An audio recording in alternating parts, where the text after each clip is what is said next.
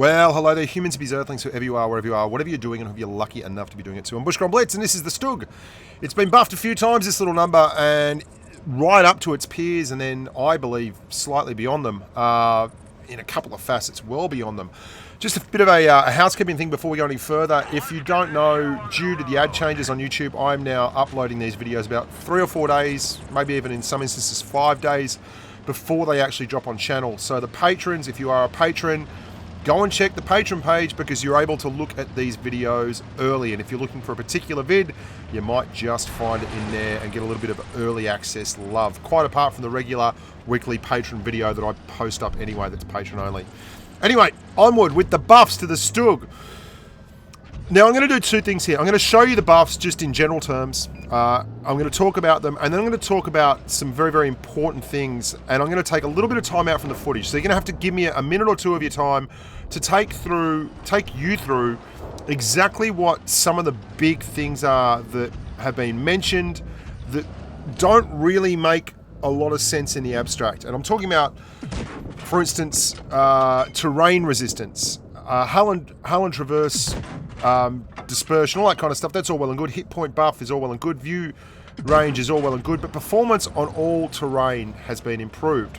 And that's what we really want to talk about here, because the mobility that the Stug has now is pretty much unparalleled in a TD.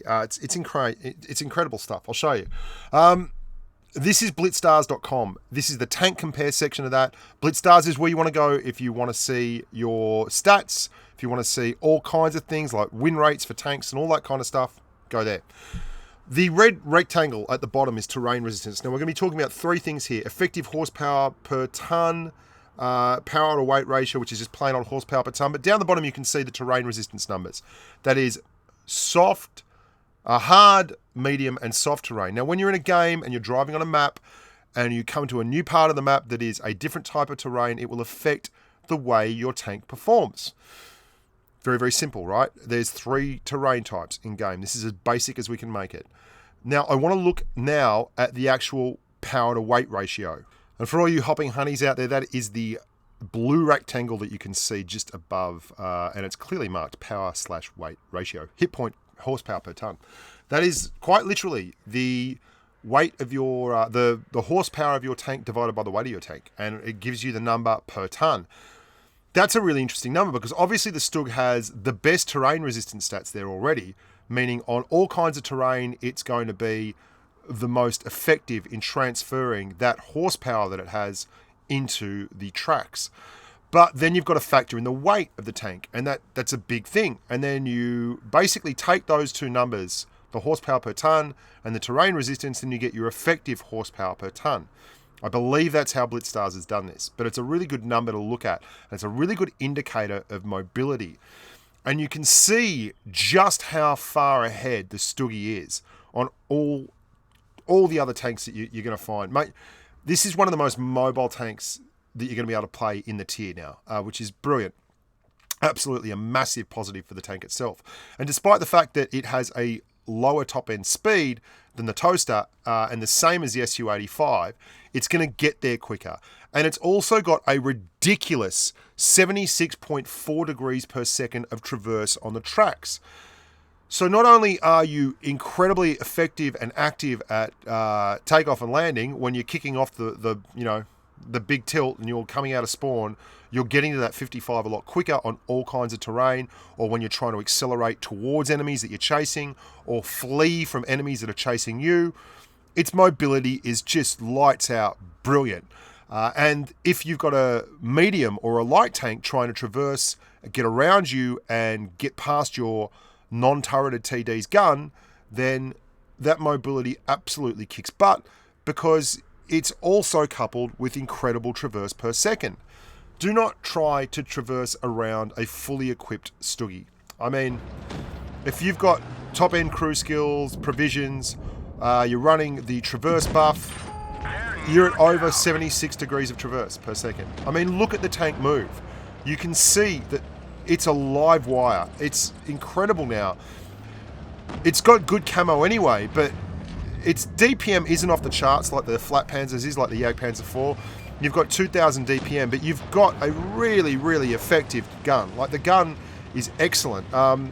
Running the top 75mm, the Pack 42 L70, you've got 2,000 damage per minute, which is right in line with all the other really good TDs at the same tier, and is very, very impressive at a tier where, I mean, for instance, the Stug has 560 hit points. Like, 2,000 DPM means you're clearing hit points very quickly. Have a look at this A20. I mean, you can see taking off big chunks of his hit points very, very quickly is something that you can do, like, till the cows come home.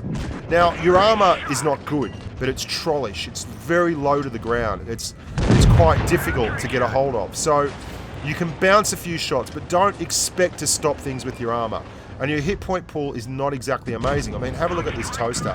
He's got the same DPM as you, but his mobility is not even close. His armor profile is much, much worse.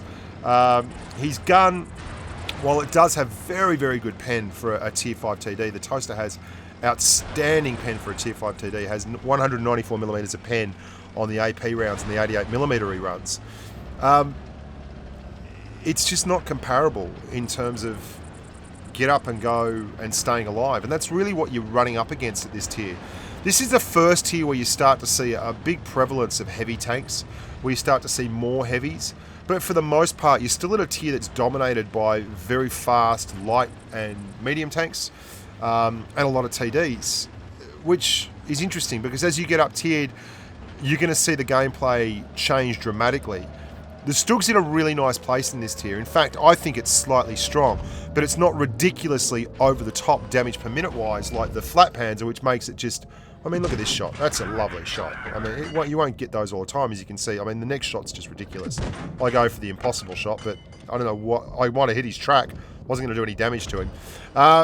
Your dispersion, when you got all the bells and whistles going, is 0.299. I mean, you can improve that with enhanced gun laying drive, not with enhanced gun laying drive, with the refined gun and all that. That's great. And your aim time is the other special feature, 1.54 seconds, which is really important for a tank that moves so much. You will struggle at times if you are like me and you sometimes get a little bit lazy and go no-scoping just because that's who you are. But if you play a little bit intelligently, you should be able to deal with that quite comfortably. You can see here I'm having absolutely no problems keeping up with the mediums and the lights. I had to actually stop to let them pass so I could turn left. I mean, that's the kind of mobility you have. 55 kilometers an hour is nothing to scoff at. And the low profile is tremendously helpful. I just played 3 games in this, straight out played 3 games. I actually played a lot more than 3 games, but these are the first 3 games I played in it. I've been playing it a little bit, this and the Flat Panzer lately, just because they're so much fun to play. They really are my kind of TDs, especially at this tier. The fact that, I mean, look, I'm chasing down a Leopard. I'm missing the shots because I'm refusing to zoom in properly. And this is an issue that I have just because I really like shooting no-scope. It's a brutal truth. I understand I would be a more effective player without it. For all of those who've told me in the past, you know, to zoom in, and I understand that, but I like it. I can't help it. I think it looks better. It looks much better in videos, I think, anyway. And it's got a very fast rate of fire, which is great for tracking tanks. It's not as good for a peekaboo tank, which is unfortunate because with this mobility, if it had a really good peekaboo, it'd be outstanding. And if you want a hit point trade, you will take some shots back. You've got to be clever. You've got to use terrain like that rock there. And you can see me just trying to squeeze in. I'm not that worried about taking one from that Sherman because he's hitting me with like 90 hit point shots, which is not going to worry anyone at all. He's got the stock gun, I think. That's Sherman 5, which is a bit of a tough gig for him, but not so bad for me. Look at the way it moves. I mean, I can't express to you how much happier I am driving a TD that really moves like this, and it chases superbly. I didn't stop there. That was an on-the-move shot. Zoom in and you'll hit a lot more of them. You are completely able to run with run with the mediums. Get out in the flank and just pump. Just pump, just pump, just pump. You do such lovely damage. I mean, you've got fantastically good aim time. Your pen's reasonable. Your pen is 150mm of AP pen, which is just grand. And your APCR gives you 194mm of pen.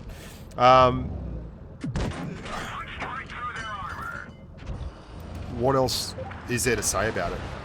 It's just such an effective vehicle now. It's such a useful tank on the battlefield. There was a time when this tank was just pants, but it's really gone through a sea change in the last wee while, both in terms of its mobility and its DPM and its gun handling and its armor.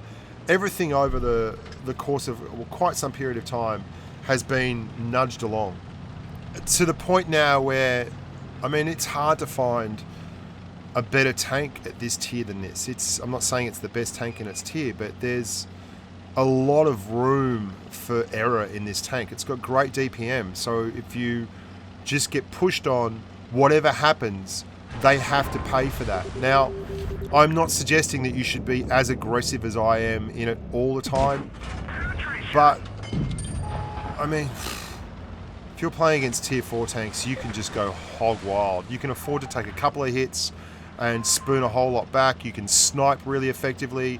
You can play it from the back. You can follow mediums in and just wait until an enemy tank is distracted with the mediums and then pop out and put a couple of shots in, which should finish them off. I mean, look at me. I'm on the flank here in a TD and I've already taken a shot. I'm leading the charge. The camo on it's really nice. I'm pushing up here. I'm pretty confident I should be able to get some shots in, and I might sneak one more in before I get hit. Still not spotted. I'm wondering why. I'm not sure. So I just take another one. Yep, there we go. Someone's up there now who has a full kit of crew skills, so we pull back. I really like the tank, and it looks great, and it's got a whole lot of historical significance as well. I mean, if you go to the tank museum at Bovington, you see these guys there. You see Hetzers and Stuggies, and they're, you know, the Jagdpanzer. They're really Jagdpanther, sorry. They're really impressive looking vehicles, and they had a big role to play in conflicts. And you're going to see what I mean here by, like, that's the same tier TD. He's got like the same DPM as you, but really, I mean, if you're not paying attention and you get caught out peeking at someone else, the Stug will punish you, and it'll do it in no short order. A bit unfortunate. That's probably my fault. We're going to run up here. There's a couple of Shermans. There's a lot of stuff going on. And this is the last game, so I'll just fill you in on what's going through my mind here. I basically want to try and angle as much, burn down these guys. I've been conserving hit points pretty much, and then I'm going to use this ridge here. Now the KV-1 is going to have to come over the ridge. He's got crap gun depression. When he comes over the ridge, I'll hit him. If he doesn't come over the ridge, I'll change targets. Basically, as soon as he fires, I'm going to be getting stuck into him. The T-28 goes up. So this is what I mean by catching them peeking. He's now looking into that T-28. I'm now just going to try and put some shots in on the KV-1. You can see I pull back. Now, when you pull back on a ridge like that, it actually accentuates your armor profile. Track him. We'll have no problems keeping this guy in sight here, by the way, as he rolls along.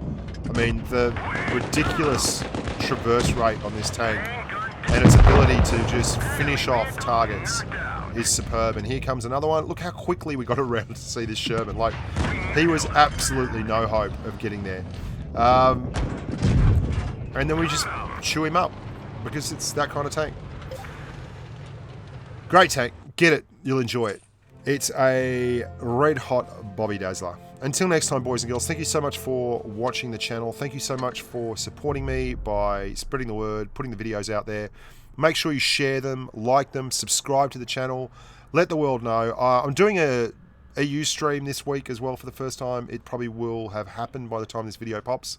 But either way, yeah. I also hope you enjoy the interview I did with Benny, which is a massive, big thing. Until next time, look after yourselves and stay safe on the battlefield.